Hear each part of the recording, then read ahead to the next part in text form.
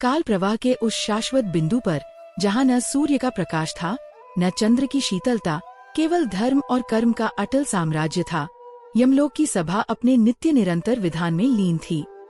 यह पुरी, जिसे संयमनी कहा जाता है, भय और आतंक का पर्याय नहीं थी, अपितु यह ब्रह्मांड की सबसे बड़ी न्यायिक व्यवस्था का केंद्र थी। यहाँ की शिलाएं कृष्ण बृक की बनी थीं, जो प्रकाश को परावर्तित नहीं करती थीं, अपितु आत्माओं के कर्म लेखों को सोखकर उन्हें अपने भीतर प्रतिबिंबित करती थीं। वायुमंडल में एक विचित्र गंभीरता व्याप्त थी, जो न तो शोकमय थी और न ही आनंदमय, वह केवल न्याय की गंध से भरी थी। एक ऐसी गंध जो लोहे, कपूर और सूखे पत्तों के मिश्रण सी प्रतीत होती थी। यहाँ का मौन भी वाचाल था, जिसमें अरबों खरबों आत्माओं के निर्णयों की प्रतिध्वनि गूंजती रहती थी। सुदूर कहीं ब्रह्मांड की दक्षिणी सीमा पर वैतरणी नदी के कलकल की मंद ध्वनि आती थी, जो यहाँ के निवासियों के लिए समय की गति का एकमात्र संकेत थी। इसी गहन गंभीरता के मध्य धर्मराज यम अपने विशाल काल सिंहासन पर विराजमान थे। उनका विग्रह किसी भी मानवीय कल्पना से परे था। वे न तो क्रूर थे और न ही दयालु, वे केवल धर्म थे। उनका वर्ण घने वर्षाकालीन मेघों के समान श्याम था और उनकी चार भुजाएं ब्रह्मांड के चारों कोनों में संतुलन स्थापित करती थीं। उनके नेत्र, जो अर्धनिमीलित थे, किसी व्यक्ति को नहीं, अपितु कर्मरेखाओं के अदृश्य जाल को देख रहे थे। उनके मस्तक पर सुशोभित किरीट किसी स्वर्ण या हीरे का नहीं, अपितु ऋत, ब्रह्मांडीय विधान के स्फुरन से बना था, जो मंद मंद स्पंदित हो रहा था। उनके एक हाथ में कालदंड था, जो किसी को दंडित करने के लिए नहीं, अपितु समय की गति को नियंत्रित करने के लिए था। सभा में उनके ठीक सम्मुख उनके सबसे विश्वस्त सहायक चित्रगुप्त अपने अंतहीन कर्म पंजिका अग्रसंधान पर झुके हुए थे। ये पंजिकाएं चर्म पत्र या भोजपत्र की नहीं थी, वे आकाशीय ईथर पर लिखी जा रही थीं, जहाँ प्रत्येक जीव के प्रत्येक विचार, प्रत्येक स्पंदन और प्रत्येक कार्य का अंकन उसी क्षण हो जाता था जब वह घटित होता था।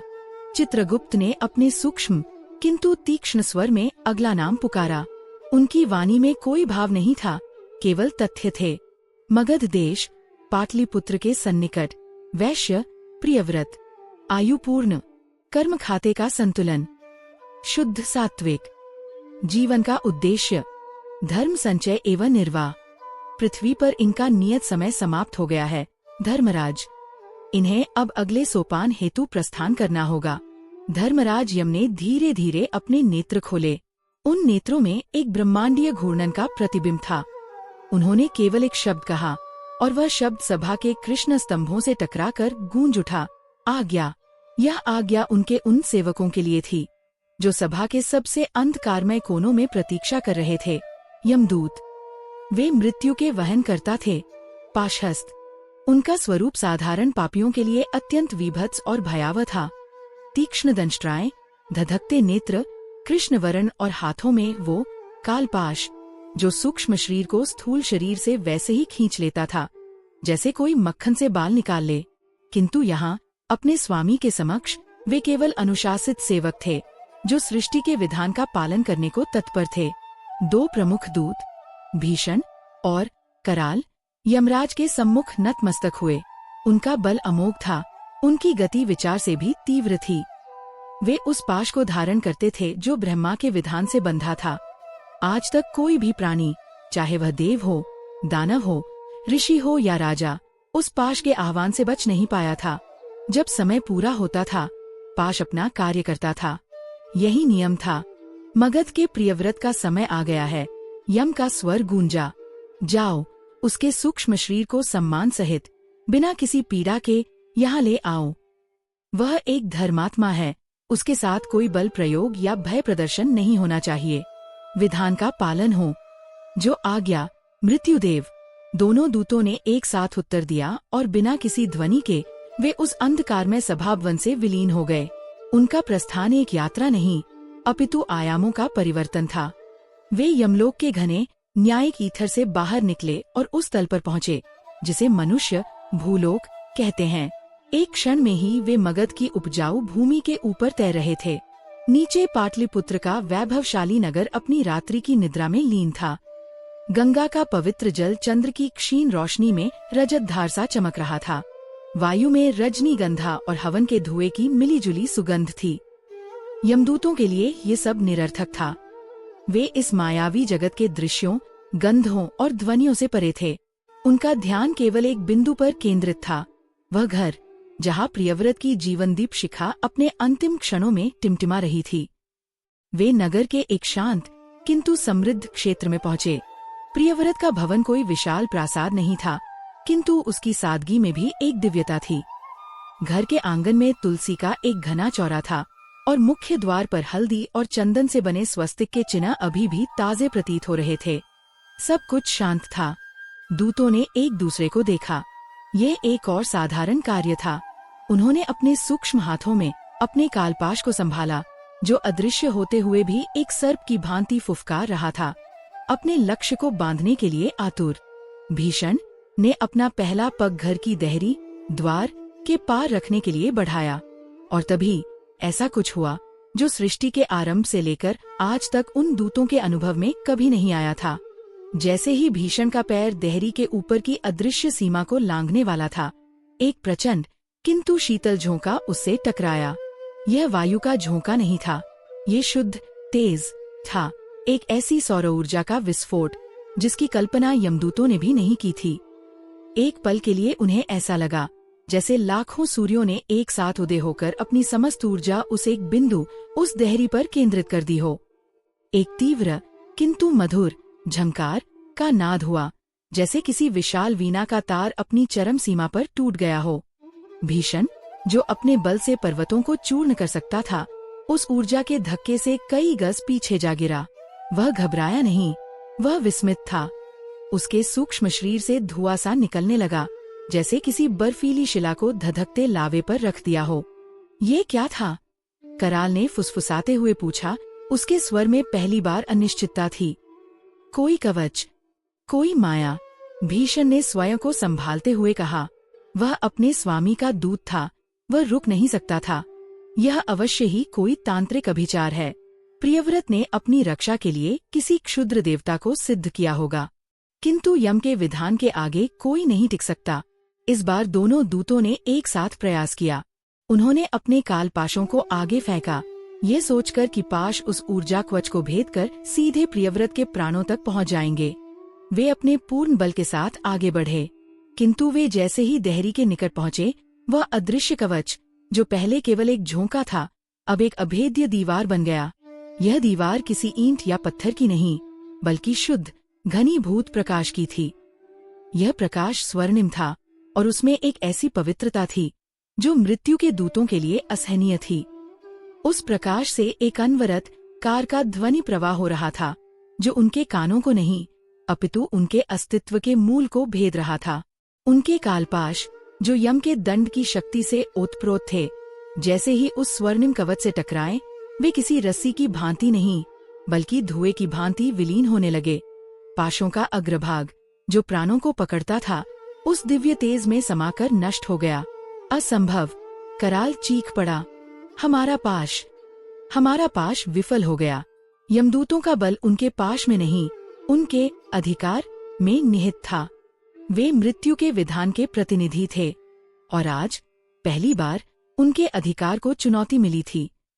उन्होंने अपनी समस्त तामसिक शक्ति को एकत्रित किया, अपनी आंखों को रक्तवर्ण किया और उस कवच पर अपनी पूरी शक्ति से प्रहार करने का प्रयास किया, जो उन्हें पीछे धकेल रहा था। उनका बल क्षीण होने लगा।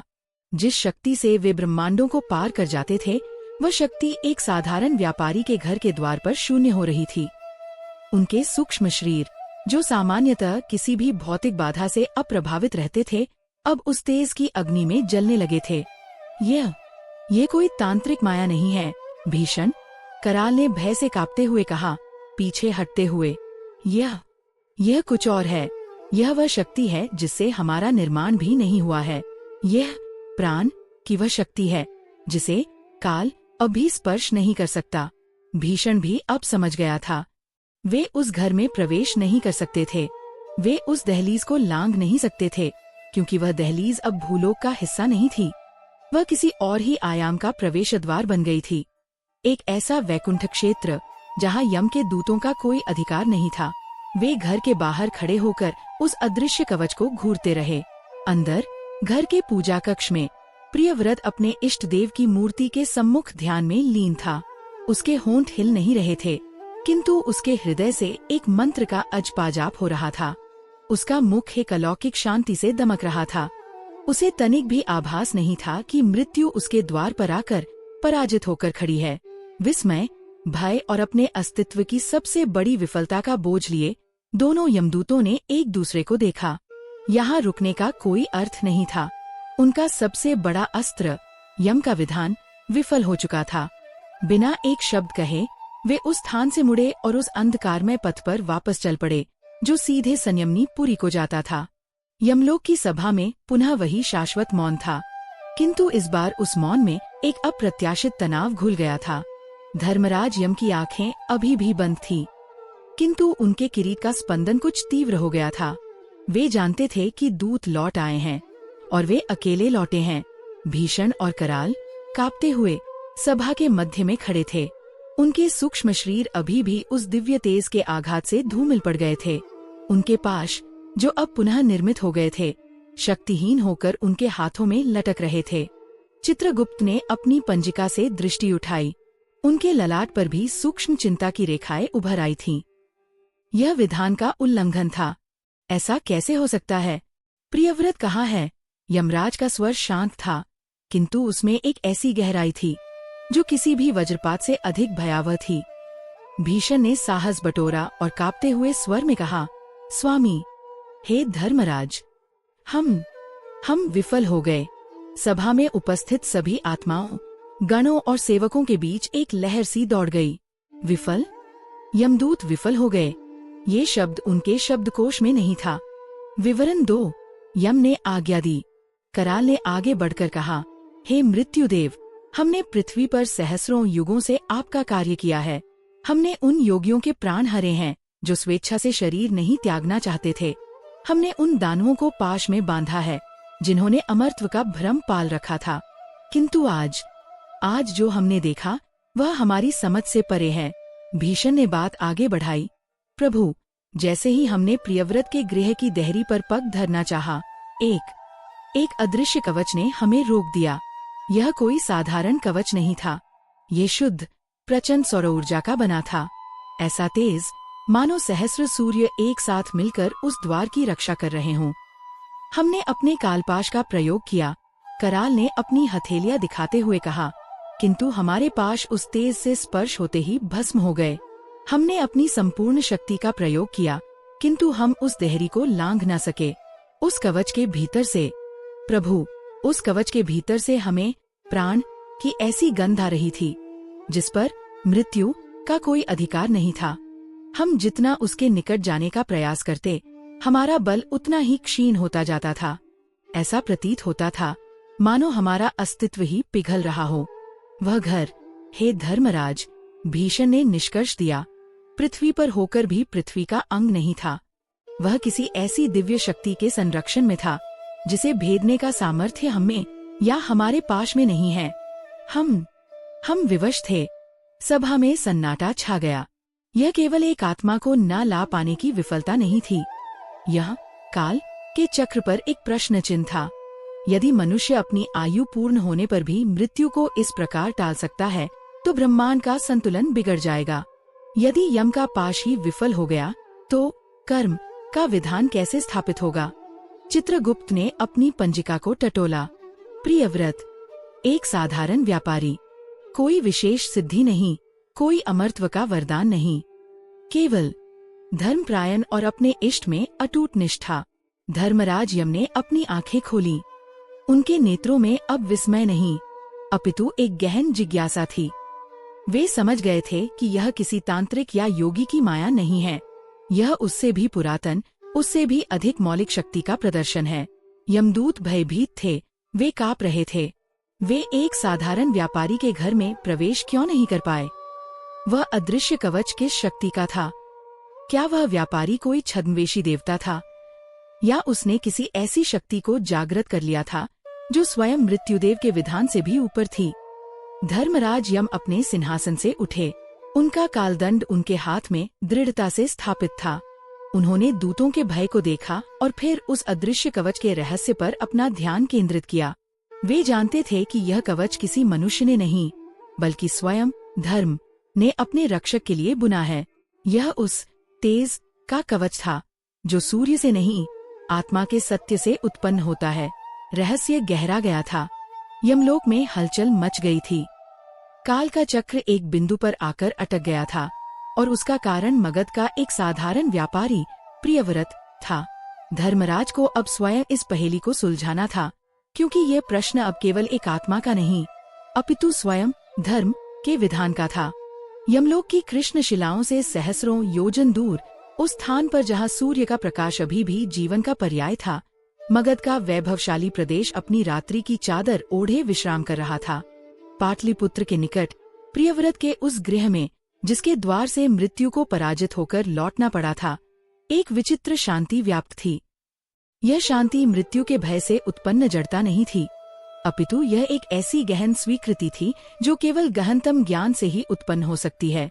घर के मुख्य कक्ष में व्यापारी प्रियव्रत अपनी शैया पर थे, जिसे अब मृत्युशैया कहा जा सकता था। उनका शरीर कृश हो गया था। सांसें इतनी मंद थीं कि वक्षस्थल का कंपन देख पाना भी कठिन था। नाड़ी की गति क्षीण हो चुकी थी और उनके पैरों के तलुवे शीतल पड़ने लगे थे। वे सारे लक्षण जो चित्रगुप्त की पंजिका के निर्णय को सिद्ध कर रहे थे। प्रियव्रत का समय आ गया था, किंतु उन सभी शारीरिक लक्षणों के विपरीत उनके मुखमंडल पर एक अलौकिक आभा थी। वहाँ भय का लेश मात्र भी नहीं था। नेत्र बंद थे और होठों पर एक ऐसी मंद रहस्यमयी मुस्कान थी, मानो वे निद्रा में कोई अत्यंत मधुर स्वप्न देख रहे हों या किसी ऐसे दिव्य संगीत को सुन रहे हों जो इस लोक का था ही नहीं। उन्हें कोई पीड़ा नहीं थी, कोई छटपटाहट नहीं थी। वे बस शांति से प्रतीक्षा कर रहे थे, किंतु यह शांति उस कक्ष तक ही सीमित थी। उस घर के एक अन्य अत्यंत एकांत और गुप्त प्रकोष्ठ में ब्रह्मांड की सबसे गहन और प्राचीन शक्तियों में से एक को जागृत किया जा रहा था। यह कक्ष घर के उस हिस्से में था जहाँ किसी बाहरी व्यक्ति का, यहाँ तक कि परिवार के अन्य सदस्यों का भी आना जाना वर्जित था। यह प्रियव्रत की पत्नी सुमेधा का एकांत कक्ष था। सुमेधा इस समय वहाँ अकेली थी। वे प्रियव्रत के पास बैठकर विलाप नहीं कर रही थीं। उनकी आंखों में आंसू नहीं थे, उनमें एक ऐसी अग्नि थी जो संकल्प से जल रही थी। उनका मुखमंडल उपवास और रात्रि जागरण से कुछ तप्त था, किंतु उनकी रीढ़ सीधी थी और उनका ध्यान वज्र के समान केंद्रित था। वे जानती थीं कि उनके पति की सांसें उखड़ रही हैं। वे जानती थीं कि कालचक्र अपना निर्णय सुना चुका है, किंतु वे यह भी जानती थीं कि कालचक्र से भी पुरातन एक विधान है, एक रहस्य है जो केवल इस गृह की स्त्रियों को ही सौंपा गया था। उस एकांत कक्ष के मध्य में कोई भव्य मूर्ति नहीं थी। वहाँ एक छोटी कच्ची मिट्टी की वेदी स्थापित की गई थी, जिसे सुमेधा ने स्वयं अपने हाथों से गंगा की पवित्र मिट्टी लाकर लीपा था। उस वेदी पर दो प्रतीक चिन्ह थे। एक विशुद्ध ताम्रपत्र पर उकेरा गया द्वादशरश्मि युक्त सूर्य का यंत्र और दूसरा हल्दी और सिंदूर से रंजित गन्ने के कुछ पवित्र टुकड़ों के पास स्थापित षष्ठी मैया का एक प्रतीकात्मक पिंड। यह किसी पंडे पुरोहित द्वारा स्थापित वेदी नहीं थी, यह एक जीवित वेदी थी जिसे एक स्त्री ने अपने प्राणों के संकल्प से सींचा था। वेदी के सम्मुख पीतल के एक विशाल दिए में अखंड ज्योति जल रही थी, जिसकी लौ वायु के न होने पर भी नृत्य कर रही थी, मानो किसी अदृश्य शक्ति से संवाद कर रही हो। कक्ष में ताजे पिसे हुए चावल, गुड़, घी और कपूर की एक ऐसी दिव्य सुगंध व्याप्त थी जो किसी भी आत्मा को पवित्र कर दे। यह छठ पर्व का पवित्र काल था, वह मुहूर्त जब ब्रह्मांड की जीवनदायिनी शक्तियां अपने चरम पर होती हैं। सुमेधा एक अत्यंत गुप्त और शक्तिशाली व्रत का अनुष्ठान कर रही थी, जिसे उनकी परंपरा में अकथकथा व्रत कहा जाता था, अर्थात न कही जाने वाली कहानी का व्रत। ये नाम ही अपने आप में एक विरोधाभास था, एक ऐसी कथा जिसका अस्तित्व ही उसके मौन में निहित था, एक ऐसा रहस्य जिसे यदि समय से पूर्व कह दिया जाए तो वह अपनी संपूर्ण शक्ति खो देता था। सुमेधा इस समय उस व्रत के सबसे कठिन चरण में थी। वे निर्जला उपवास पर थी और अब उस मुहूर्त की प्रतीक्षा कर रही थी जब अस्ताचलगामी सूर्य को पहला अर्घ्य दिया जाना था। यह ज्ञान, यह अक्थक था, सुमेधा को किसी शास्त्र या ग्रंथ से नहीं मिली थी। यह उसे अपनी माँ से प्राप्त हुई थी और उसकी माँ को उनकी माँ से। यह एक मातृवंशीय आध्यात्मिक धरोहर थी जो पीढ़ी दर पीढ़ी केवल सबसे योग्य पुत्री को ही सौंपी जाती थी, वह भी मृत्युशैया पर। सुमेधा को अपनी माँ के अंतिम क्षण स्पष्ट रूप से स्मरण थे। उनकी माँ, जो स्वयं एक महान साधिका थी, ने अपने जर्जर हाथों से सुमेधा का हाथ पकड़ा था। उनकी आवाज क्षीण थी, किंतु उनके शब्द ब्रह्मांड के किसी अटल सत्य की भांति गूंजे थे। पुत्री, उन्होंने कहा था, संसार के सभी शास्त्र और विधान कर्म पर आधारित हैं और कर्म काल के अधीन है। इसीलिए यम का विधान अकाट्य है, किंतु एक शक्ति है जो काल से भी पहले थी, वह है प्राण। जब अंधकार के गर्भ से प्रथम सूर्य किरण फूटी थी, तब प्राण का स्पंदन हुआ था और उस प्राण की संरक्षिका है षष्ठी मैया। माँ की सांसें उखड़ रही थी, किंतु उन्हें ये रहस्य सौंपना था। एक कथा है, सुमेधा अक्थक था। यह वह संवाद है जो सृष्टि की प्रथम उषा में जीवन की अधिष्ठात्री देवी षष्ठी मैया और प्राण के स्रोत सूर्यदेव के मध्य हुआ था। यह कथा इतनी पवित्र और इतनी शक्तिशाली है कि इसे जिह्वा पर नहीं लाया जा सकता। इसे केवल वर्ष के उस एक पवित्र मुहूर्त में, छठ पर्व के अर्घ्य के समय ही मन सूर्य देव को समर्पित किया जा सकता है। यह कथा स्वयं जीवन का मंत्र है। इसे कंठ में धारण करना। जिस दिन तुम्हारा धर्म, तुम्हारा प्राण, तुम्हारा सुहाग चरम संकट में हो और काल तुम्हारे द्वार पर खड़ा हो, उस दिन इस व्रत का संकल्प लेना। ये कथा, पुत्री, यह कथा स्वयं मृत्यु को भी रोक सकती है। यह यम के पाश को भस्म कर सकती है, क्योंकि यह उस विधान को स्मरण कराती है जो मृत्यु के विधान से भी पहले रचा गया था। यह कहकर उनकी माँ ने अपने प्राण त्याग दिए थे और आज वर्षों बाद सुमेधा उसी प्रतिज्ञा को निभा रही थी। प्रियव्रत की मृत्युशैया केवल एक पति की मृत्यु नहीं थी, ये सुमेधा के धर्म की परीक्षा थी। प्रियव्रत के घर के द्वार पर यमदूतों को रोकने वाली वह प्रचंड सौर ऊर्जा प्रियव्रत के किसी तप या पुण्य का फल नहीं थी, वह तो सुमेधा के इस गुप्त अनुष्ठान का प्रभाव था। जैसे ही सुमेधा ने अपने कक्ष में अखंड ज्योति प्रज्वलित कर अक्थक व्रत का संकल्प लिया था, उस घर के चारों ओर एक अदृश्य स्वर्णिम कवच का निर्माण हो गया था। यह कवच किसी भौतिक वस्तु का नहीं, बल्कि स्वयं सूर्य देव और षष्ठी मैया की प्रतिज्ञा की ऊर्जा का था। यह उस अक्थक का तेज था जो अभी तक कहीं भी नहीं गई थी, किंतु अपने संकल्प मात्र से ही जिसने मृत्यु के दूतों को भस्म करना आरंभ कर दिया था। यमदूत, जो तामसिक और न्यायिक शक्तियों के प्रतीक थे, भला उस घर में कैसे प्रवेश कर पाते जहाँ स्वयं प्राण की आदिशक्ति अपने शुद्धतम सात्विक स्वरूप में जागृत हो रही थी। सुमेधा अपनी वेदी के सम्मुख बैठी थी। उनकी गोद में पूजा की सामग्री थी, ठेकुआ, केले का घौद, गन्ने के टुकड़े। उनकी आंखें बंद थीं, किंतु उनका मन उस कथा को अपने भीतर घुमा रहा था। वह कथा उनके हृदय में एक धधकते सूर्य की भांति स्थापित थी।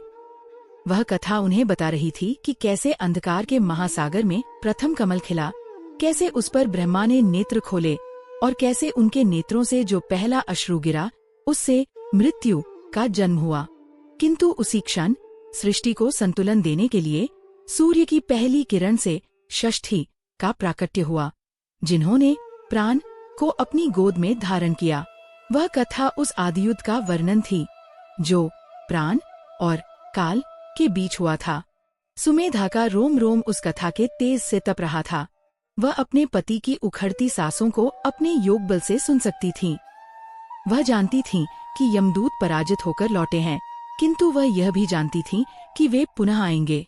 इस बार वे अकेले नहीं आएंगे। इस बार स्वयं काल का विधान अपनी पूरी शक्ति से आएगा।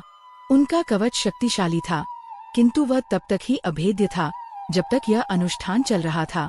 अब सारा खेल मुहूर्त पर आ टिका था। यह अक्थक था क्या थी? यह वह रहस्य था जिसे सुमेधा को अब कुछ ही क्षणों में सूर्य देव को अर्पित करना था। इसका यमदूतों के रुक जाने से सीधा संबंध था। यह कथा ही वह कवच थी। किंतु क्या सुमेधा का यह गुप्त अनुष्ठान समय पर पूरा हो पाएगा? बाहर मगध के आकाश पर संध्या की लालिमा छाने लगी थी। सूर्य अपनी दिन भर की यात्रा समाप्त करके अस्ताचल की ओर बढ़ रहे थे। ये वही विशेष मुहूर्त था। सुमेधा अपने स्थान से उठीं। उन्होंने अपने हाथों में पवित्र गंगाजल का पात्र उठाया। उनकी दृष्टि वेदी पर जल रही अखंड ज्योति पर टिकी थी। उनकी एकाग्रता चरम पर थी। प्रियव्रत के कक्ष से एक अत्यंत क्षीण अंतिम सांस की ध्वनि आई। सुमेधा के पास अब कुछ ही पल थे। उन्हें उस अकथकथा को, जो अब तक उनके हृदय में गुप्त थी, सूर्य के तेज में विलीन करना था। ठीक उसी क्षण जब सूर्य जल में विलीन हो रहे थे, यह जीवन और मृत्यु के बीच एक सीधी टक्कर थी, जिसका निर्णय अब मगध के उस एकांत कक्ष में एक स्त्री के संकल्प और एक अकथकथा पर निर्भर था। रहस्य अभी भी बना हुआ था। क्या वह कथा कही जा सकेगी? संयमनी पुरी का शाश्वत मौन अब एक असहनीय तनाव में बदल चुका था। यमदूतों की विफलता, जो पहले एक विस्मयकारी घटना थी, अब ब्रह्मांडीय विधान की स्थिरता पर एक प्रश्न चिन्ह बन गई थी। चित्रगुप्त की पंजिका, जो सहस्रों युगों से निर्बाध रूप से चल रही थी, प्रियव्रत के नाम के सम्मुख आकर अटक गई थी। आयु पूर्ण का लेख अंकित हो चुका था, किंतु प्रस्थान का काल स्तंभ रिक्त था। यह रिक्तता, ये शून्य, यमलोक के संपूर्ण विधान को खोखला कर रहा था। जो दूत पर्वतों को भेद सकते थे, वे एक साधारण मनुष्य के द्वार से लौट आए थे। उनके पाश भस्म हो गए थे और उनके सूक्ष्म शरीर उस दिव्य तेज के आघात से अभी तक धूमिल थे। यह केवल एक आत्मा को न ला पाने की बात नहीं थी, यह काल के चक्र की अवमानना थी। धर्म के शासन को एक सीधी चुनौती थी। धर्मराज यम अपने कृष्ण सिंहासन पर स्थिर बैठे थे, किंतु उनके भीतर एक वैचारिक मंथन चल रहा था। वे क्षुब्ध थे। उनका क्षोभ किसी मानवीय क्रोध या अहंकार का परिणाम नहीं था। यह एक व्यवस्थापक का क्षोभ था, जिसकी सुस्थापित व्यवस्था में एक ऐसा अवरोध आ गया था जिसका कोई ज्ञात समाधान नहीं था। यदि आयु पूर्ण होने पर भी प्राणी पृथ्वी पर रुकने लगे तो संतुलन बिगड़ जाएगा। यदि मृत्यु का विधान ही खंडित हो गया तो कर्म का सिद्धांत अर्थहीन हो जाएगा। ऋत का, उस ब्रह्मांडीय विधान का, जिसे स्वयं ब्रह्मा ने स्थापित किया था, पालन करवाना उनका एकमात्र कर्तव्य था। और आज उनका कर्तव्य उन्हें स्वयं पुकार रहा था। वे किसी और दूत को भेजकर पुनः विफल होने का संकट नहीं उठा सकते थे। वह तेज, वह सौर ऊर्जा जिसने उनके दूतों को पराजित किया, स्पष्ट रूप से किसी निम्न तांत्रिक शक्ति का परिणाम नहीं थी। वह शुद्ध, सात्विक और अत्यंत पुरातन शक्ति थी। उसे केवल एक ही शक्ति संतुलित कर सकती थी, स्वयं धर्म की शक्ति। धर्मराज अपने आसन से उठे। उनके उठते ही यमलोक का वातावरण सहम गया। उनका श्याम वर्ण मेघों से भी अधिक सघन हो गया और उनके नेत्रों में एक अटल निश्चय की ज्वाला धधक उठी। उनके हाथ में उनका कालदंड नहीं, अपितु उनका धर्मदंड प्रकट हुआ। कालदंड समय को नियंत्रित करता था, किंतु धर्मदंड स्वयं धर्म को स्थापित करता था। यह किसी धातु का नहीं बना था, यह ब्रह्मांड के समस्त नैतिक विधानों का घनीभूत स्वरूप था। उन्होंने अपने दूतों की ओर नहीं देखा, उन्होंने चित्रगुप्त को कोई आदेश नहीं दिया। उनका निर्णय अंतिम था, वे स्वयं जाएंगे। सभा के बाहर अंधकार के महासागर में दो रक्तवर्ण अंगारे चमके। यह यमराज का वाहन, उनका अजेय महेश भैंसा था। वह कोई साधारण पशु नहीं था, वह जड़ता और तामसिकता का वह स्वरूप था जिसे स्वयं धर्मराज ने अपने नियंत्रण में रखा था। उसका प्रत्येक श्वास प्रश्वास उन वायु तत्वों को खींचता था जो जीवन को समाप्त करते हैं। उसके खुरों के नीचे की भूमि नहीं, अपितु आयामों के मध्य का शून्य था। धर्मराज यम अपने वाहन पर आरूढ़ हुए। एक क्षण के लिए संयमनी पुरी में सब कुछ स्थिर हो गया और अगले ही पल वे उस आयाम से तिरोहित हो गए। उनका पृथ्वी पर आगमन किसी ध्वनि या विस्फोट के साथ नहीं हुआ, उनका आगमन अनुपस्थिति के साथ हुआ। जैसे ही उन्होंने मगध की भूमि पर अपने महेश के खुर रखे, उस क्षेत्र में क्षण भर के लिए समस्त ध्वनियां शांत हो गईं। पक्षियों का कलरव रुक गया, वायु ने बहना बंद कर दिया और जो दीप जल रहे थे उनकी लौ कांप कर स्थिर हो गई, मानो बुझने से पूर्व आज्ञा की प्रतीक्षा कर रही हो। रात्रि का अंधकार सहस्र गुना सघन हो गया। यह भौतिक अंधकार नहीं था, यह काल का वह अंधकार था जिसके परे कोई प्रकाश नहीं होता। वे प्रियव्रत के गृह के द्वार पर आकर रुके। उनके महिष ने असंतोष में फुफकार मारी। वही कवच, वही अदृश्य दीवार जो स्वर्णिम सौर ऊर्जा से बनी थी, उनके समक्ष तनकर खड़ी थी। यह वही तेज था जिसने उनके दूतों को भस्म कर दिया था। धर्मराज ने उसे देखा। वे उस ऊर्जा के स्रोत को समझ गए। यह प्राण की शक्ति थी, षष्ठी की आदिशक्ति, जिसे सूर्य के तेज से सींचा गया था। यह सुमेधा के अकथकथा व्रत का जागृत स्वरूप था। यह कवच कह रहा था, यहाँ मृत्यु का प्रवेश वर्जित है। यमराज अपने महिष से नीचे उतरे। वे उस कवच के सम्मुख आकर खड़े हो गए। एक ओर मृत्यु के देवता थे जो विधान के मूर्त रूप थे, दूसरी ओर जीवन की वह आदिम प्रतिज्ञा थी जो विधान से भी पहले रची गई थी। यह दो शक्तियों का नहीं, दो धर्मों का टकराव था। यमराज की दुविधा गहरी थी। वे स्वयं धर्मराज थे। वे इस पवित्र सात्विक कवच पर, जो एक पतिव्रता के संकल्प से जन्मा था, बल प्रयोग कैसे कर सकते थे? ऐसा करना धर्म का ही अपमान होता। किंतु उनका दूसरा धर्म, उनका राजधर्म, यह कहता था कि उन्हें प्रियव्रत के प्राण हरने ही हैं, क्योंकि उसकी आयु पूर्ण हो चुकी है। वे अपने कर्तव्य से बंधे थे।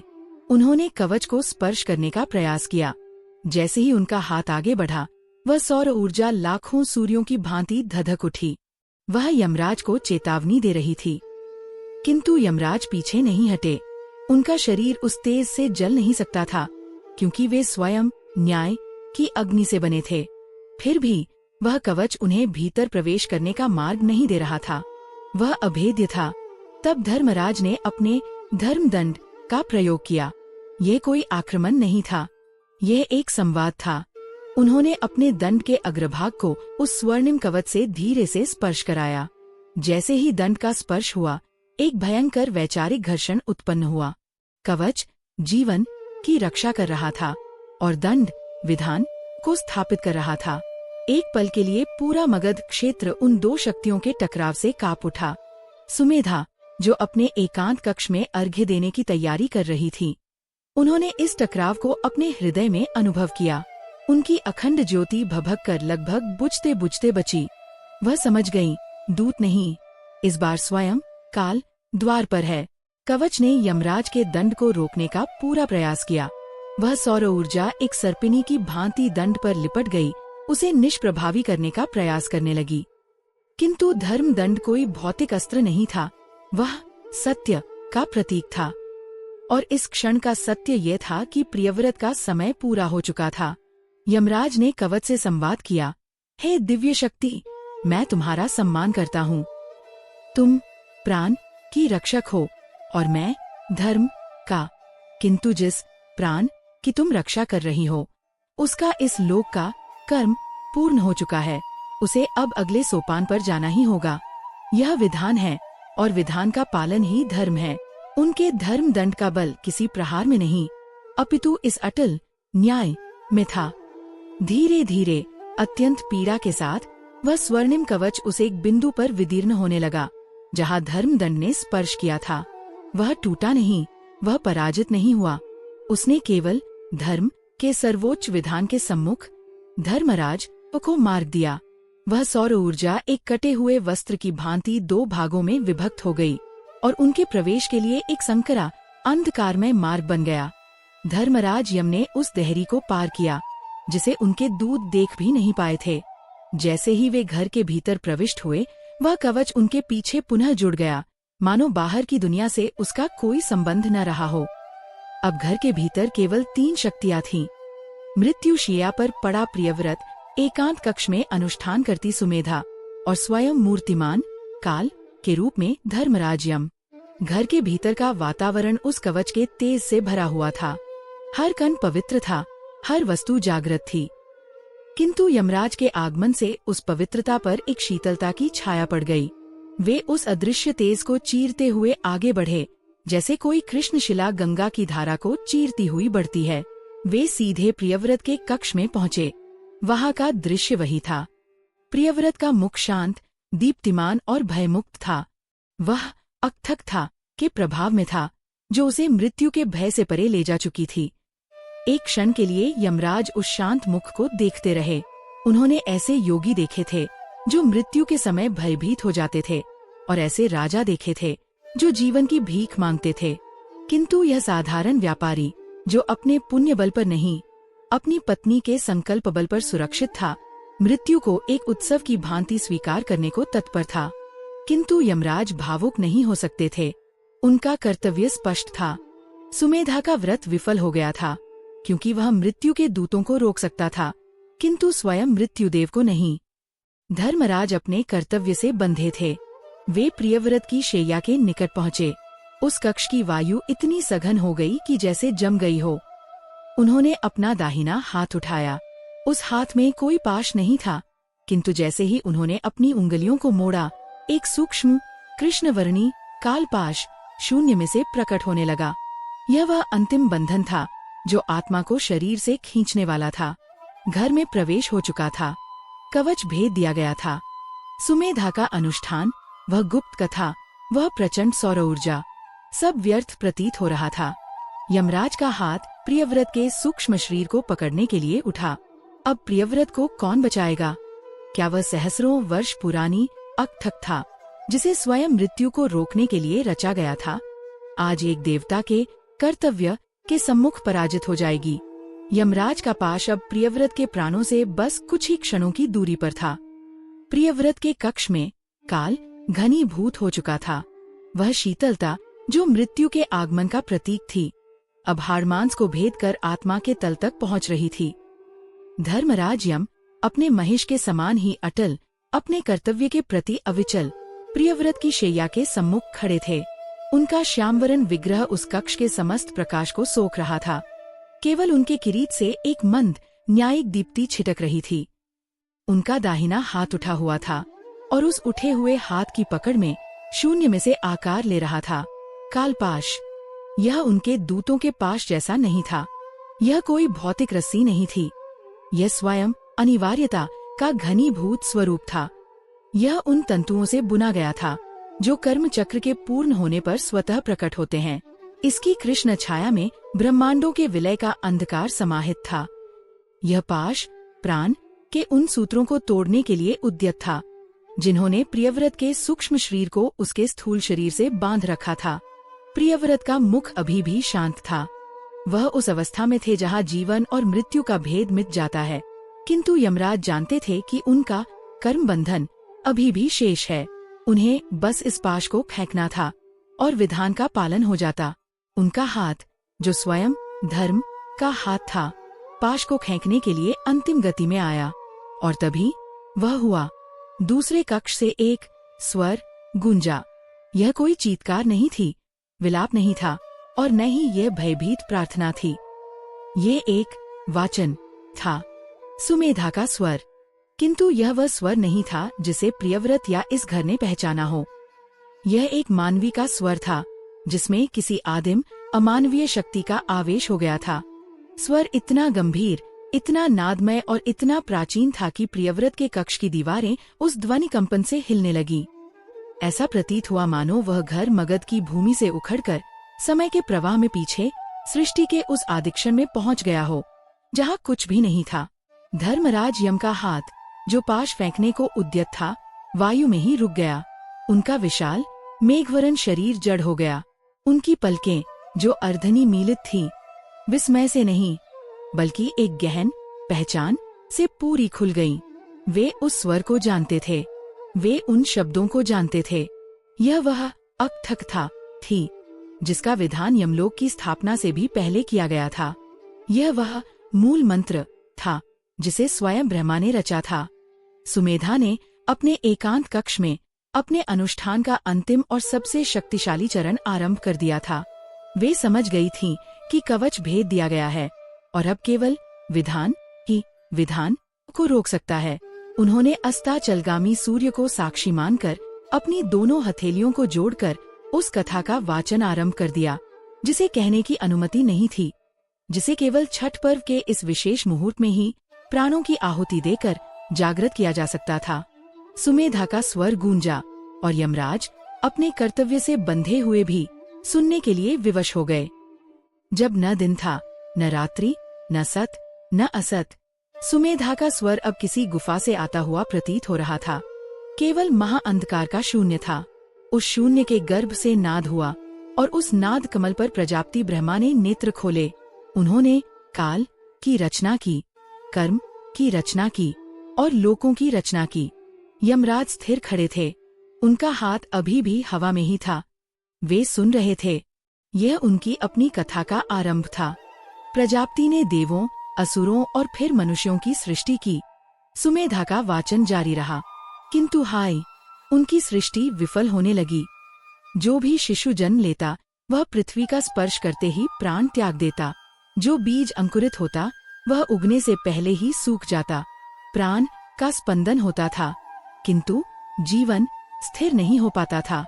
मृत्यु, जिसे स्वयं ब्रह्मा ने संतुलन के लिए रचा था, वह जीवन पर हावी हो गई थी।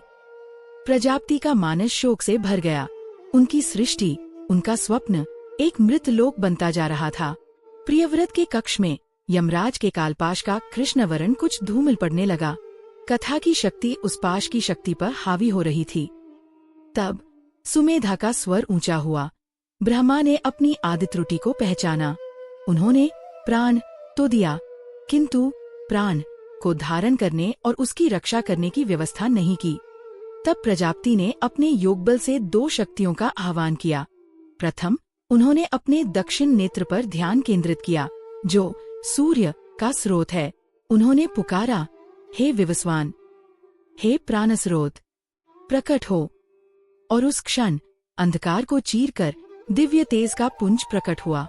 स्वयं सूर्यदेव अपने सहस्र रश्मि युक्त रथ पर ब्रह्मा के सम्मुख उपस्थित हुए। उनका तेज इतना प्रचंड था कि नवरचित ब्रह्मांड पिघलने लगा। ब्रह्मा ने कहा, हे सूर्य, तुम मेरे विधान के प्राणदाता हो। मैं तुम्हें यह भार सौंपता हूँ कि तुम अपनी रश्मियों से संपूर्ण जगत को प्राण ऊर्जा प्रदान करो। तुम्हारे बिना जीवन का अंकुरण संभव नहीं होगा। सूर्यदेव ने शीश झुकाया, किंतु पितामह, मेरा तेज प्रचंड है। मैं ऊर्जा दे सकता हूँ, पर मेरा ताप उस नवजात प्राण को भस्म कर देगा, जिसे मैं स्वयं जीवन देने जाऊंगा। मेरी शक्ति जीवनदायिनी है, पर पोषणकारिणी नहीं। ब्रह्मा ने सूर्य की दुविधा को समझा। उन्हें एक ऐसी शक्ति की आवश्यकता थी जो सूर्य के तेज को पोषण में बदल सके। एक ऐसी शक्ति जो माँ की भांति उस प्राण को अपने आंचल में ढक ले, जब तक वह काल के आघातों को सहने योग्य न हो जाए। तब ब्रह्मा ने अपने मानस पर अपनी सृजनात्मक शक्ति के छठे अंश पर ध्यान केंद्रित किया और उनके विशुद्ध मानस से एक दिव्य, सौम्य किंतु महापराक्रमी देवी का प्राकट्य हुआ। वे स्वर्णवर्णा थीं। उनकी 6 कृत्तिकाओं मुखों से करुणा की धारा बह रही थी। वे युद्ध की देवी देवसेना थीं, किंतु उनका हृदय वात्सल्य से भरा था। चूंकि वे ब्रह्मा की सृष्टि शक्ति के छठे अंश से जन्मी थीं, अतः वे षष्ठी कहलाईं।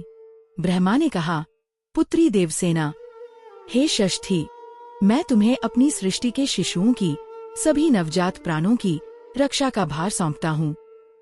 तुम वह कात्यायनी योगमाया होगी जो जन्म से छठे दिन तक शिशु के प्राणों को इस प्रकार ढक लेगी कि स्वयं काल की दृष्टि भी उस पर न पड़ सके।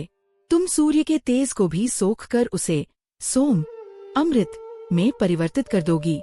सुमेधा के कक्ष में जल रही अखंड ज्योति अब किसी दिए की लौ नहीं थी।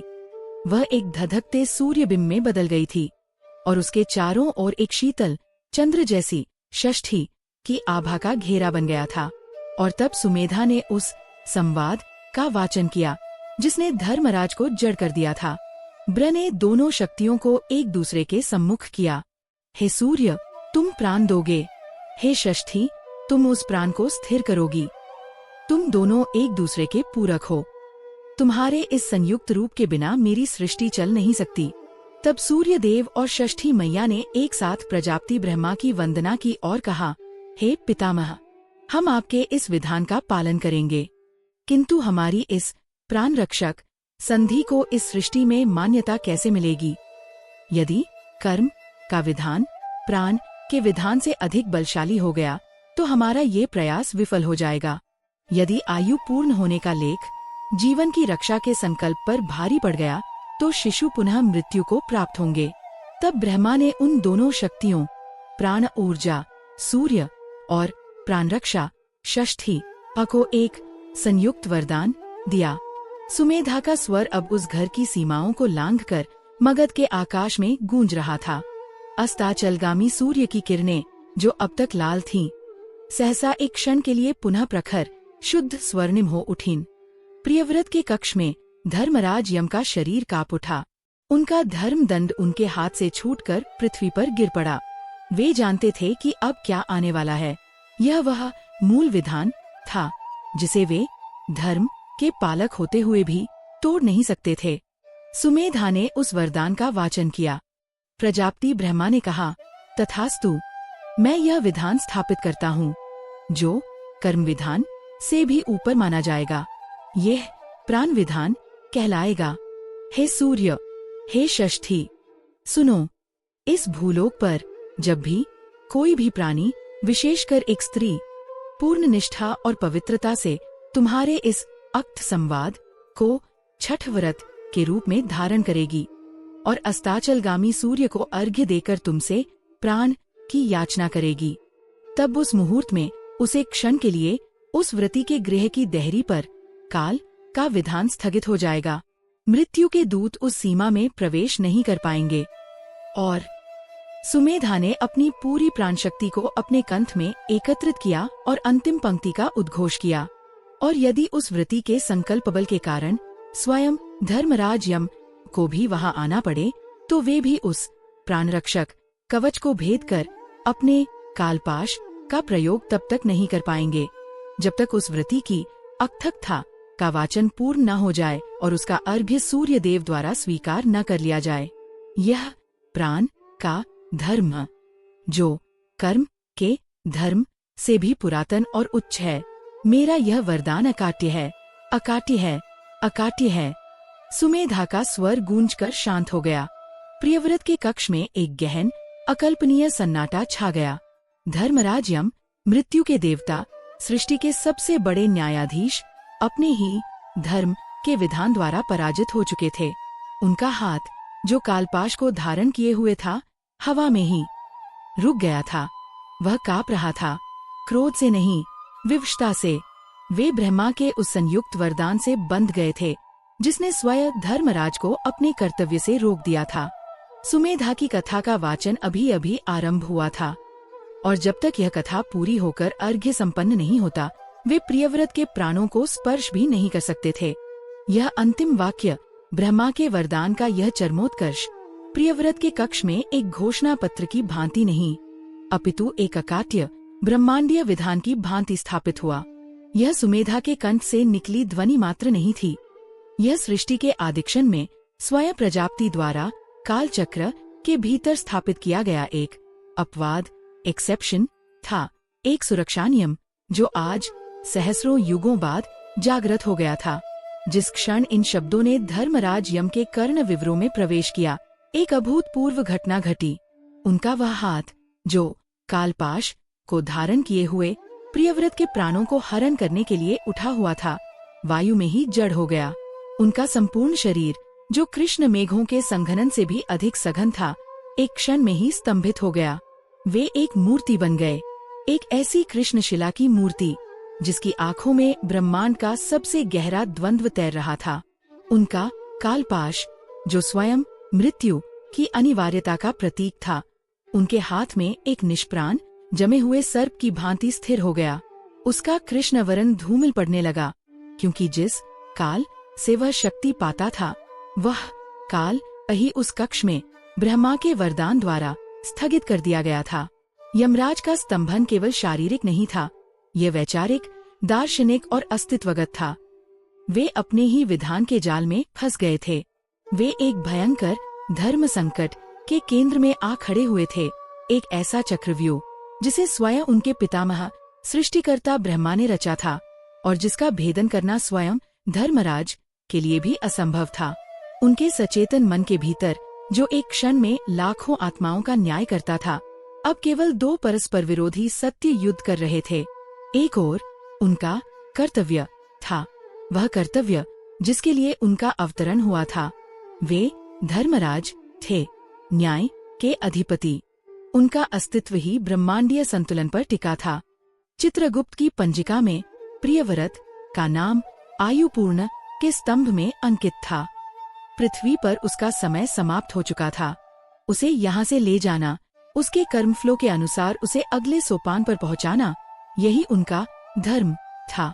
यदि वे आज यहाँ से एक आयुपूर्ण आत्मा को लिए बिना लौट जाते हैं, तो यह उनके कर्तव्य की सबसे बड़ी विफलता होगी। यह एक ऐसी मिसाल स्थापित करेगा जो कालचक्र की नींव को हिला देगी। यदि मृत्यु को एक व्रत से, एक कथा से रोका जा सकता है, तो फिर कर्म का अर्थ क्या रह जाएगा? फिर संतुलन कैसे स्थापित होगा? यदि वे स्वयं धर्मराज अपने कर्तव्य से विमुख हो गए, तो उनका धर्मराज नाम ही व्यर्थ हो जाएगा। उनका कालदंड, उनका पाश, उनकी संयमनी पुरी, सब कुछ अर्थहीन हो जाएगा। यह अराजकता होगी। और दूसरी ओर सृष्टिकर्ता ब्रह्मा का वरदान था। वह वरदान जिसे सुमेधा अभी अभी दोहरा रही थी। यह कोई साधारण आशीर्वाद नहीं था, यह सृष्टि विधान का एक अभिन्न अंग था। यह प्राण विधान था जिसे ब्रह्मा ने कर्म विधान के समानांतर स्थापित किया था, ताकि सृष्टि केवल न्याय की कठोरता से ही ना चले, अपितु करुणा और आस्था के अमृत से भी सिंचित होती रहे। यमराज स्वयं ब्रह्मा की व्यवस्था के एक अंग थे। वे सृष्टिकर्ता के विधान को कैसे टाल सकते थे? ब्रह्मा का वचन अकाट्य था। यदि वे धर्मराज यम आज बलपूर्वक प्रियव्रत के प्राण हर लेते हैं, तो वे अपने कर्तव्य का पालन तो कर लेंगे, किंतु वे ब्रह्मा के वचन को झूठा सिद्ध कर देंगे। और ब्रह्मा का वचन झूठा होने का अर्थ क्या था? इसका अर्थ था वेद का झूठा होना, सत्य का खंडित होना, आस्था का मर जाना। यदि सृष्टिकर्ता का दिया वरदान ही मिथ्या है, तो फिर सृष्टि का आधार ही क्या रह जाएगा? यदि यमराज ने आज ये पाश फेंक दिया, तो वे केवल प्रियव्रत के प्राण नहीं हरेंगे, वे उन करोड़ों अरबों आत्माओं की निष्ठा का हरण कर लेंगे, जो युग युगांतर से षष्ठी सूर्य की इस अकथकथा पर विश्वास करती आई हैं। वे धर्म की रक्षा करने के प्रयास में धर्म के मूल स्रोत ब्रह्मा के वचन को ही नष्ट कर देंगे। यह धर्म नहीं, यह सबसे बड़ा अधर्म होगा। वे फंस गए थे, पूर्ण रूप से फंस गए थे। यदि वे प्राण हरते हैं, तो ब्रह्मा का वचन झूठा होता है। यदि वे प्राण नहीं हरते, तो उनका धर्मराज नाम व्यर्थ होता है। यह एक ऐसा बिंदु था जहाँ कर्तव्य और विधान आमने सामने आ खड़े हुए थे, और दोनों ही धर्म के अंग थे। यमराज का स्तंभित शरीर इस ब्रह्मांडीय दुविधा का भौतिक स्वरूप बन गया था। वे हिल नहीं सकते थे। उनका हाथ जो पाश को पकड़े था, कांप भी नहीं सकता था, क्योंकि दोनों पल्ले कर्तव्य का और वरदान का बिल्कुल बराबर हो गए थे। उनके मस्तिष्क में वह शब्द गूंज रहा था, अकाल मृत्यु। उन्होंने एक तर्क खोजने का प्रयास किया। यह वरदान अकाल मृत्यु को रोकता है। उनके भीतर के न्यायाधीश ने कहा, प्रियव्रत की मृत्यु अकाल नहीं है, सामयिक। उसकी आयु पूर्ण हो चुकी है, अतः यह वरदान यहाँ लागू नहीं होता। किंतु जैसे ही यह विचार उनके मन में कौंधा, सुमेधा के कक्ष से गूंजती अकथकथा की शक्ति ने इस तर्क को खंडित कर दिया। प्राण विधान ने उत्तर दिया, हे धर्मराज, यह सत्य है कि यह वरदान अकाल मृत्यु को रोकता है, किंतु इस व्रत के आरंभ होते ही, इस कथा के वाचन के साथ ही, यह गृह, यह व्रति और ये शैया, यह सब काल के विधान से परे प्राण के विधान के अधीन हो गए हैं। इस पवित्र मुहूर्त के पूर्ण होने तक यहाँ मृत्यु का प्रवेश ही अकाल माना जाएगा। तुम एक सामयिक मृत्यु को लेने नहीं आए हो, तुम एक पवित्र अनुष्ठान को खंडित करने आए हो, और अनुष्ठान को खंडित करना ही अकाल कृत्य। तुम यहाँ न्याय करने नहीं, वरदान को तोड़ने आए हो। यमराज का अंतिम तर्क भी विफल हो गया। वे उस वृत्ति के संकल्प द्वारा निर्मित प्राण क्षेत्र में बंदी थे। वे स्तंभित खड़े रहे। उनकी दृष्टि प्रियव्रत के शांत मुख पर टिकी थी। वह व्यापारी, जो कुछ क्षण पहले तक कर्म पंजिका में केवल एक आंकड़ा था, अब इस ब्रह्मांडीय संकट का केंद्र बिंदु बन गया था। बाहर अस्ताचलगामी सूर्य की किरणें अभी भी सुमेधा के अर्घ्य की प्रतीक्षा कर रही थीं, और उस एकांत कक्ष से सुमेधा के स्वर अभी भी आ रहे थे। वह उस अकथकथा के शेष अध्यायों का वाचन कर रही थीं, क्योंकि कथा अभी पूरी नहीं हुई थी। और ब्रह्मा के वरदान के अनुसार जब तक कथा पूरी नहीं होती, जब तक अर्घ्य स्वीकार नहीं होता, तब तक धर्मराज यम को उसी स्तंभित अवस्था में अपने विफल कालपाश को हाथ में लिए प्रतीक्षा करनी होगी। वे काल के स्वामी थे, और आज वे स्वयं काल के एक अंश में, एक मुहूर्त में कैदी बन गए थे। धर्मराज अब क्या करेंगे? क्या वे अपने संपूर्ण अस्तित्व को दांव पर लगाकर ब्रह्मा के वरदान के विरुद्ध जाएंगे और उस पाश को फेंकने के लिए अपनी समस्त शक्ति का प्रयोग करेंगे, या वे अपने धर्मराज होने के गौरव को त्याग कर अपने कर्तव्य के विरुद्ध जाएंगे और एक आत्मा को, जिसकी आयु पूर्ण हो चुकी है, जीवित छोड़कर अपनी पुरी को लौट जाएंगे? दोनों ही मार्ग विनाशकारी थे। दोनों ही धर्म का हनन थे। कहानी का अंत अभी भी अनिश्चित था। यमराज, जो स्वयं निर्णय के देवता थे, आज एक निर्णय के लिए विवश, जड़ और स्तंभित खड़े थे। प्रियव्रत के कक्ष में जो स्तंभन हुआ था, वह केवल काल का स्थगन नहीं था, वह स्वयं धर्म की परिभाषा का पुनर्निरीक्षण था। धर्मराज यम, जो सृष्टि के अटल गणितीय न्याय के प्रतीक थे, अपने ही विधान के एक विरोधाभास में जकड़े मूर्तिवत खड़े थे। उनका वह हाथ, जिसने सहस्रों युगों में कभी विश्राम नहीं किया था, जो निरंतर आत्माओं को उनके कर्म पथ पर आगे बढ़ाता रहा था, आज वायु में ही स्थिर था। उस हाथ में जकड़ा कालपाश, जो ब्रह्मांड का अंतिम सत्य माना जाता था, आज ब्रह्मा द्वारा रचित एक उच्च सत्य के सम्मुख शक्तिहीन हो गया था। अकाल मृत्यु का भय नहीं होगा। यह वाक्य अब केवल एक वरदान नहीं था, यह एक अभेद्य आध्यात्मिक कवच था, जिसने यमराज के अधिकार क्षेत्र को ही सीमित कर दिया था। उनके भीतर, जो सहस्रों सूर्यों से भी अधिक प्रखर न्यायिक चेतना थी, उसमें एक अभूतपूर्व मंथन चल रहा था। एक पल के लिए उनका राज अहंकार, जो उनके कर्तव्यबोध से जन्मा था, विद्रोह करने को हुआ। मैं धर्मराज हूँ, एक स्वर ने कहा। मेरा कर्तव्य विधान का पालन करना है। यह आत्मा आयुपूर्ण, मुझे इसे ले जाना ही होगा। यदि मैं आज एक वरदान के सम्मुख झुक गया, तो कर्म की संपूर्ण व्यवस्था ही ढह जाएगी। कोई भी मनुष्य एक व्रत या कथा का आश्रय लेकर काल को चुनौती देने लगेगा, यह अराजकता होगी। किंतु उसी क्षण सुमेधा के कक्ष से गूंजती अकथकथा का प्राणनाद उनके भीतर के उस तर्क पर हावी हो गया। एक अधिक गहन, अधिक पुरातन धर्मबोध जागृत हुआ, और ब्रह्मा का वचन, उस उच्च बोध ने प्रश्न किया, क्या वह विधान का अंग नहीं है? क्या सृष्टिकर्ता का सत्य तुम्हारे कर्तव्य से छोटा है? हे यम, तुम धर्म के रक्षक हो, और धर्म का मूल सत्य सत्य है। यदि ब्रह्मा का वचन ही झूठा सिद्ध हो गया, तो वह सत्य ही खंडित हो जाएगा, जिस पर तुम्हारी यह कर्म पंजिका टिकी है। एक आत्मा को न ले जाने से केवल कालचक्र में एक विलंब होगा, किंतु सृष्टिकर्ता के वरदान को खंडित करने से आस्था चक्र टूट जाएगा। रित ब्रह्मांडीय व्यवस्था बिखर जाएगी। वह अधर्म तुम्हारे कर्तव्य भंग के अधर्म से सहस्र गुना बड़ा होगा। यमराज ने अपनी जड़ता के भीतर ही उस सत्य को पहचाना। वे समझ गए, सुमेधा ने केवल एक व्रत नहीं किया था, उसने कोई तांत्रिक अनुष्ठान करके उन्हें चुनौती नहीं दी थी। उसने अपनी निष्ठा के बल पर ब्रह्मांड के मूल विधान, कॉस्मिक कॉन्स्टिट्यूशन को ही जागृत कर दिया था। उसने कर्म विधान के विरुद्ध प्राण विधान की याचिका दायर की थी, और स्वयं ब्रह्मा उस याचिका के साक्षी थे। और इस धर्म संकट का समाधान भी धर्म में ही निहित था।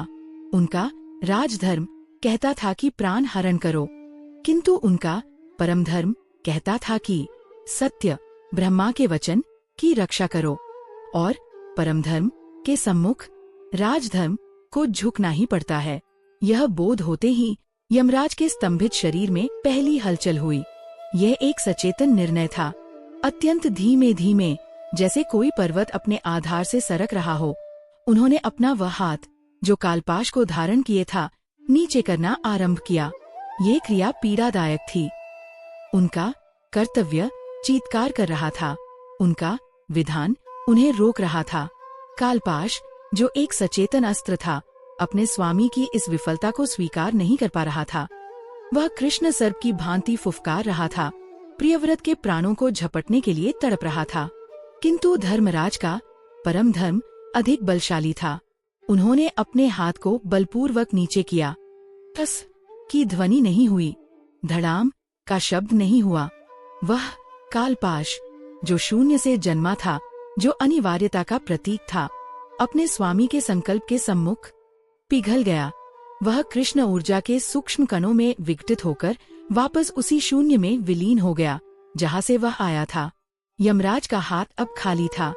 कक्ष में व्याप्त वह मृत्यु तुल्य शीतलता, वह प्राणों को सोख लेने वाला सघन अंधकार एक क्षण में ही छंट गया, जैसे किसी अमावस्या की रात्रि में सहस्र चंद्र एक साथ उदय हो गए हों।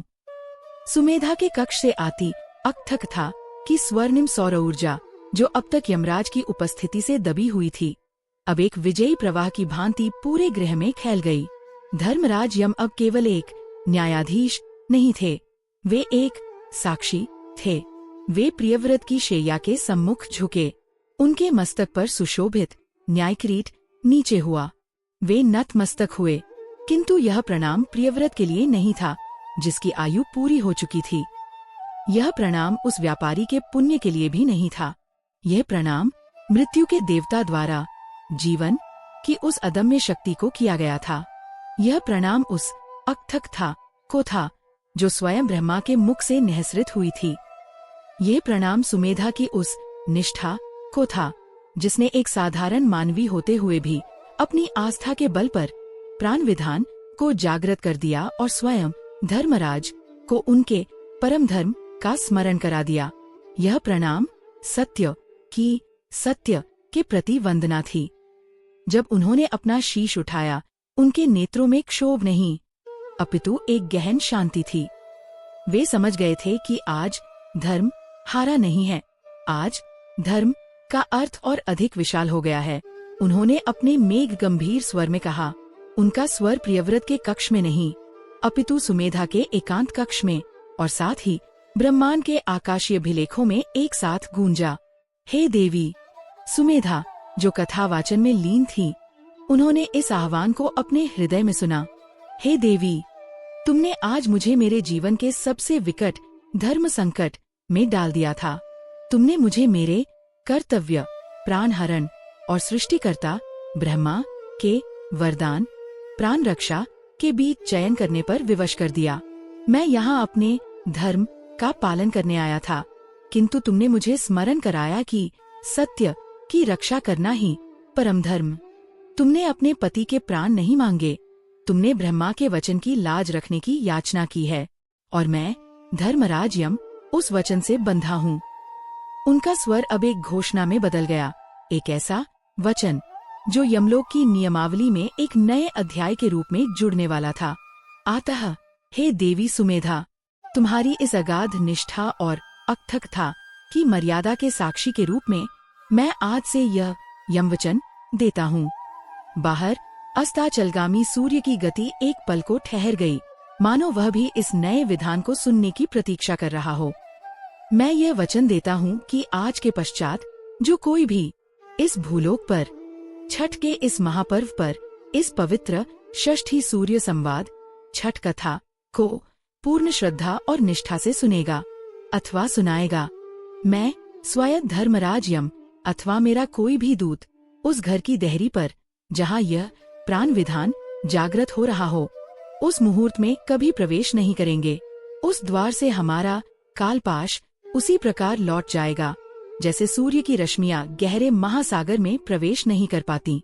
उस गृह को मेरी ओर से अभय प्राप्त होगा।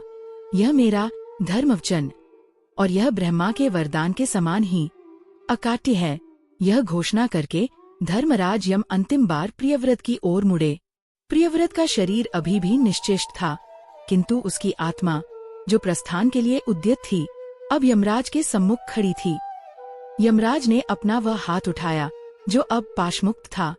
हे प्रियव्रत, उन्होंने कहा, तुम्हारी पत्नी की निष्ठा ने तुम्हारे कर्मलेख को नहीं, तुम्हारी आयु रेखा को बदल दिया है। कर्म का फल तुम्हें भोगना होगा, किंतु अभी नहीं। प्राण विधान ने तुम्हें एक और अवसर दिया है। मैं तुम्हें दीर्घायु का वरदान देता हूँ। उन्होंने अपने हस्त को प्रियव्रत के मस्तक पर रखा। उनकी श्याम हथेली से मृत्यु का शीत नहीं, अपितु धर्म का संतुलन प्रवाहित हुआ। प्रियव्रत के कृश शरीर में, उसकी क्षीण नाड़ियों में जीवन का संचार होने लगा।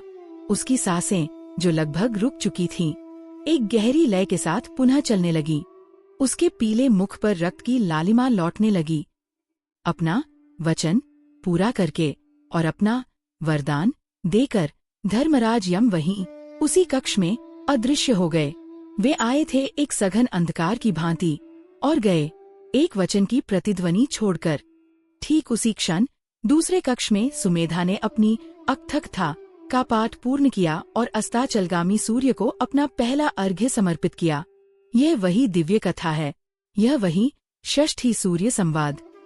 यह मात्र एक कहानी नहीं, अपितु स्वयं ब्रह्मा का वरदान और यमराज का वचन है, जिसके श्रवण मात्र से काल के स्वामी स्वयं धर्मराज यम भी अपना मार्ग बदल लेते हैं, अपना पाश संकुचित कर लेते हैं और उस घर में प्रवेश नहीं करते जहां आस्था और निष्ठा के साथ ये प्राण गाथा गूंज रही होती है।